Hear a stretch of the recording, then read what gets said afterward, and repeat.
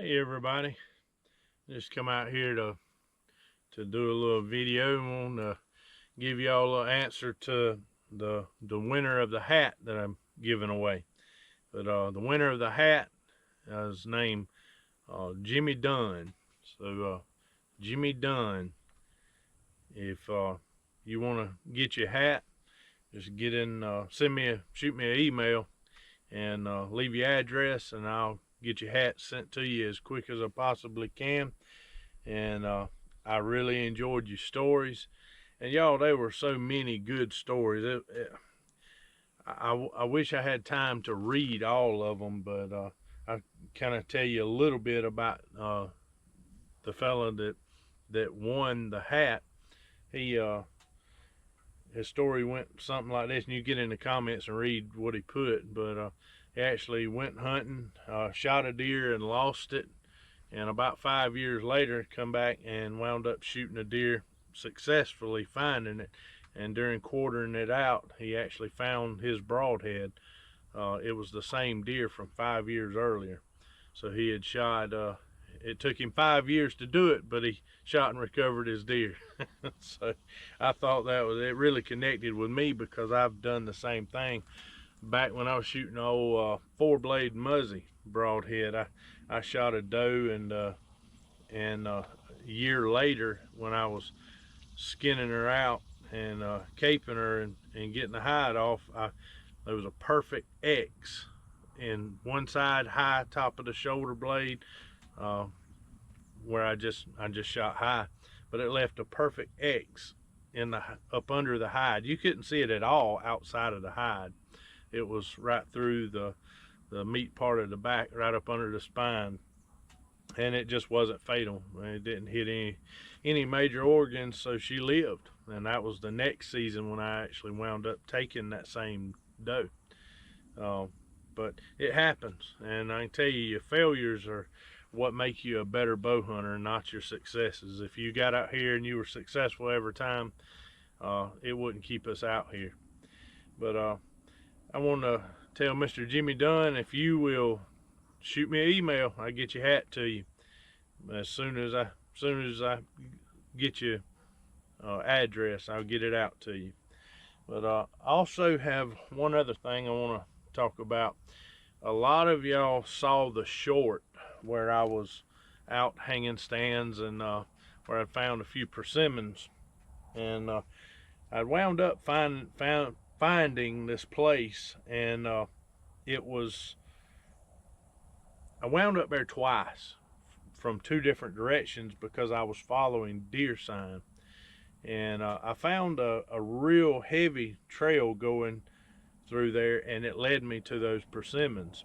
When I went in a different way, 300 or 400 yards away from that spot, a couple days later, and wound up in there again, just following a little slight where I could tell maybe was a buck trail, or a route that a buck was using, because it was not heavily used at all, but it carried me to the same spot. So, but if some of y'all saw that short, you'll know that I wound up finding a deadhead, a buck skull rack, and I said in that short that I thought it was a buck that I had seen twice that year, or last year, because I just found the deadhead. But it was on a place that was only 7 acres. It was a little 7-acre place, and I wound up getting permission for some land where I had seen that buck that I found dead, where I had seen that buck come from. I wound up getting permission to hunt it, and I was all excited about getting to hunt it, and still am. But I got in there and walked up, and yes, that buck that I found, the deadhead, was the buck that I had 2 opportunities at last year, and it just didn't work out. First time this buck walked in on me, he walked off of this 100-acre tract onto a 7-acre strip in between some houses, and I had permission for just that little strip about the shape of a school bus of 7 acres, and the buck walked into that, and I had 2 does feeding under me, and they he just stood there and watched them, and he waited on them to kind of feed off, and by the time he fed under me, I was hunting over a little, I don't know what they call this, little, a post oak or something, little nothing. I mean, it wasn't no big fancy feed tree. You would never expect a big mature buck to be in there. But he walked in, and by the time he got within 30 yards, I could just barely see his silhouette. So I didn't take a shot, because he never gave me a comfortable shot that I knew I could take him, and he was facing me the whole time. It was just a horrible situation, so I didn't take the shot.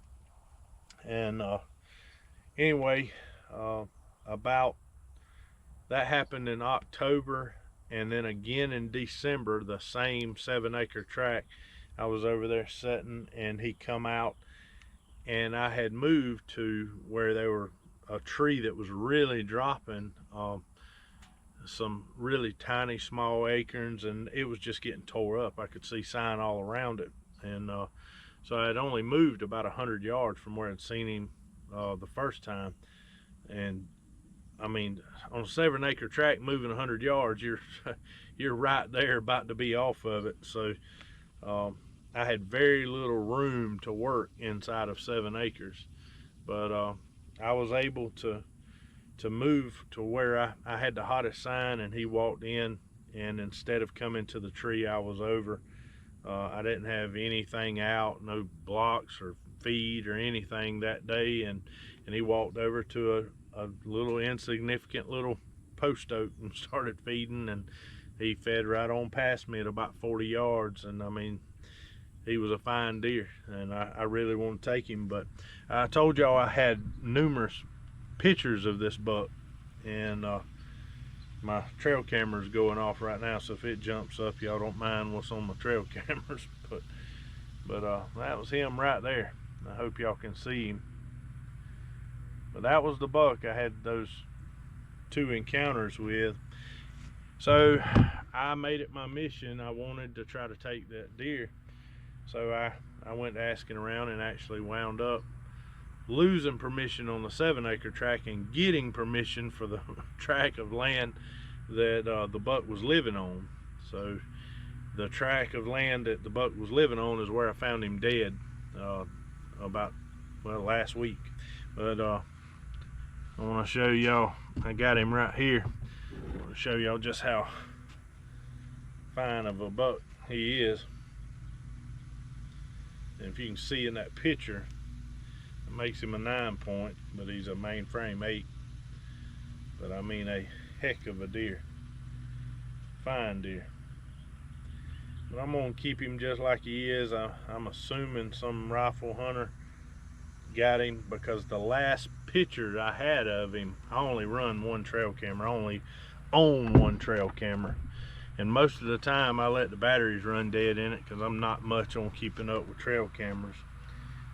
I do so much moving around, it's no use of me having a trail camera much during the rut. In October, I'm bouncing around everywhere, so I just don't get a lot out of trail cameras. But I do like to run them on properties to early season, just to see what's there. That's, you know, I had a number of pictures of this buck. But long story short, I think the property behind that has several tower stands up, and they're all gun hunters, and I think he probably, you know, he was daylighting there from October all the way to December. I was getting daytime pictures of him in the afternoons, and I wasn't getting him in the mornings, but I was getting a lot of pictures of him in the afternoons. But he was one fine buck. I hate that he's gone, and I didn't get to take him with my bow, but still, to even be in the woods with a fine deer like that and get to see him. I got to see him at about 30 yards and again at 40 yards, and I'm gonna tell you, he looked even bigger than he does right here. When they're walking around on the hoof, he's a fine deer. But like I said, I wish I could have connected with him, but that's hunting, and that's why we do it. And there's another picture of him right there. I hope y'all can see it good enough. I'm not much on camera work either, but just wanted to tell y'all because I've had a lot of y'all ask about that buck, and like I said, he is mine now because I don't have a clue who shot him, and I don't know anybody from those other properties, hadn't heard of anybody, so I'm probably gonna just keep the rack and keep the pictures and put the pictures with the rack, and it'd be a good story. But I just wanted to get out there and let y'all know the winner of the hat was Jimmy Dunn. And Jimmy, if you'll get in there and like I said, shoot me an email, we'll get it sent off to you. I'm gonna wrap this video up. Got some other things I need to do before dark, and I want to shoot a little bit too. We've got 2 stands set up, ready to go for when I get back from Colorado, and I'm gonna go hopefully hunt the Flint River. I'm gonna be pig hunting a little bit up toward the Flint River this weekend. Never been up there and hunted on the Flint, but I'm gonna try it, and I'm gonna go up there and with a friend of mine and see what we can do. But I thank y'all for watching my videos. I ask that y'all would please continue to support my channel and like and subscribe, because man, I got a bunch of hunts coming up and a bunch of hunting to do. We got deer season. We're gonna be hunting pigs this weekend. We'll be back chasing them in the river swamp, and I'll be leaving you know, September the 2nd and going to Colorado, and I hope to get some good video and footage up there and have a good time. And we get together, and me and those men up there, we have church. We pray together, we worship together, and we hunt together, and we have true fellowship. And well, thank y'all for watching. Be praying for y'all. Love y'all. God bless.